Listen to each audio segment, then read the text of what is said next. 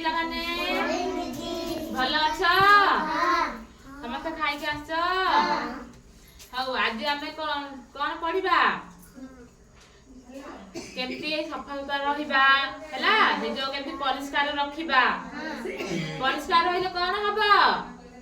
ରୋଗ ହବନି ହେଲା, ସବୁବେଳେ ଭଲରେ ରହିବା। ସେଥିପାଇଁ ଆମକୁ କଣ କରିବାକୁ ପଡିବ? ସକାଳେ ଉଠିଲେ 2 ଥର ବ୍ରଶ କରିବା ହେଲା, ଆଉ ମୁହଁ ଧୋଇବା, ନଖ ସଫା ରଖିବା, ନଖ କାଟିବା।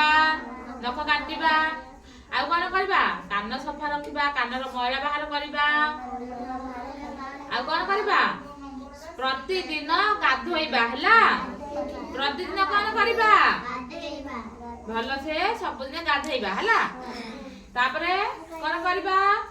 ଖାଇବା ଆଗରୁ କଣ କରିବା? ଭଲସେ ହାତକୁ ଧୋଇବା ହେଲା। ସଫା କରିକି ଏମିତି କେମିତି ହାତ ଧୋଇବା କହିଲ? ସମସ୍ତେ କାହିଁ ଦେଖେଇଲ? ଦେଖ, ପ୍ରଥମେ ଏମିତି କର ବାବୁ। ଦେଖ, ପ୍ରଥମେ ଏମିତି ସଫା କରିବ, ତାପରେ ଏମିତି କରିବ। ଦେଖ ଏମିତି ବାବୁ, ଦେଖ କେମିତି ସଫା କରିବ। ତାପରେ ଏମିତି ସଫା କରିବ, ଏମିତି ତା ନଖ ଯାକ ଏମିତି ସଫା କରିବ ହେଲା। ତାପରେ ଏମିତି ଭଲସେ ଏମିତି ଧୋଇବ ହେଲା। ତାପରେ ଖାଇବ। ତାପରେ ଆଉ କଣ ସଫା ରଖିବା? ଆମର ପୋଷାକ ସଫା ରଖିବା, ଡ୍ରେସ୍ ସଫା ରଖିବା। ଆଉ ଡ୍ରେସ୍ ମଇଳା ହେଲେ କଣ ହବ? ରୋଗ ଜୀବାଣୁ ହବ। ଆଉ କଣ କରିବା କୁହ? ଆଉ କଣ ସଫା ରଖିବା? ହଉ, ଆଉ କଣ ସଫା ରଖିବା? ବାବୁ କହିଲ, ଆଉ କଣ ସଫା ରଖିବା? ଆଉ କୁହ। ଚୁଟି କାଟିବା ମୁଣ୍ଡର ନା, ବେଶୀ ଲମ୍ବା ହେଲେ କଣ ହବ? ମଇଳା ଭରି ହବ ନା। ଆଉ କଣ ସଫା ରଖିବା କୁହ? ଆଉ କଣ ସଫା ରଖିବା? ସଫା ଆମେ ଯୋଉଠି ରହୁଛେ, ଶୁଣ ବିଭୁ ବିକାଶ, ଦେଖ ଆମେ ଯୋଉ ଜାଗାରେ ଅଛେ ସେଇ ଜାଗା ଆମ ଚାରି ପାଖ ସବୁ ସଫା ରଖିବା ହେଲା। ମଇଳା ହେଲେ କଣ ହବ? ଦେଖ, ଯଦି ଅଳିଆ ପଡିବ କି ମଇଳା କଣ ପଡିଥିବ, ସେ କଣ ହବ? ମାଛି ବସିବ, ଅସନା ହବ, ଗନ୍ଧି ହବ ନା। ସେ ମାଛି ପୁଣି ଆସି ଆମ ଖାଇବାରେ ବସିବ ନା। ତାପରେ ଆମେ ସେଟାକୁ ଖାଇବା, କଣ ହବ? ସେଟା ଖାଇଲେ ଆମକୁ ରୋଗ ଜୀବାଣୁ ହବ, ଜର ହବ, ଝାଡା ହବ ନା। ଆଉ କଣ ହବ କୁହ? ଆଉ ବିମାର ହବା ହେଲା। ସେଥିପାଇଁ ଆମକୁ ସବୁଦିନ ପ୍ରତିଦିନ କଣ କରିବା? ଡ୍ୟୁଟି କୁହ। ପ୍ରତିଦିନ ଆମେ କଣ କରିବା?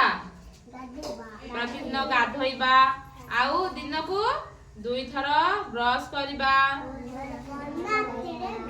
ଆଉ କଣ କରିବା? ନଖ କାଟିବା। ଆଉ କଣ କରିବା? କାନ ସଫା ରଖିବା। ଆଉ କଣ କରିବା? ଆଉ ଖାଇବା ପୂର୍ବରୁ ଭଲସେ ହାତ ଧୋଇବା। ସବୁଠୁ ବଡ କାମ କଣ କହିଲ? ସବୁଠୁ ବଡ କାମ କଣ କୁହ ବାବୁ? ସବୁଠୁ ବଡ କାମ କଣ? ଖାଇବା ପୂର୍ବରୁ ଭଲସେ ହାତ ଧୋଇବା ହେଲା। ଆଉ ଖାଇଲା ବେଳେ ମାଛି ଆସିଲେ କଣ? ତାକୁ ଓଳେଇବା। କୋଉ ହାତରେ ଓଳେଇବା? ବାମ ହାତରେ। ଡାହାଣ ହାତରେ ଖାଇବା, ବାମ ହାତରେ ମାଛି ଓଳେଇବା। ମାଛି ବସିଲେ କଣ ହବ? ମାଛି ବସିଲେ କଣ ହବ? ରୋଗ ଜୀବାଣୁ ହବ। ମାଛି ଅଲଗା ଅସନା ଜାଗାରେ ବସିଥିବ, ପୁଣି ଆସି ଆମ ଜାଗାରେ ବସିବ ନା। ଆମ ଖାଇବା ଗନ୍ଧି ହବ। ଆଉ ଯଦି ଫଳ ଖାଉଛ ହେଲା, କିଛି ଫଳ ଖାଉଛ, ସେଟା କଣ? ପ୍ରଥମେ ଧୋଇବ, ତାପରେ ଖାଇବ ହେଲା। ବୁଝିପାରିଲ? ସମସ୍ତେ କଣ କରିବା ଜାଣିପାରିଲ? Very good. ପ୍ରତିଦିନ ସେଇଟାକ କାମରେ ଲଗେଇବ ହେଲା।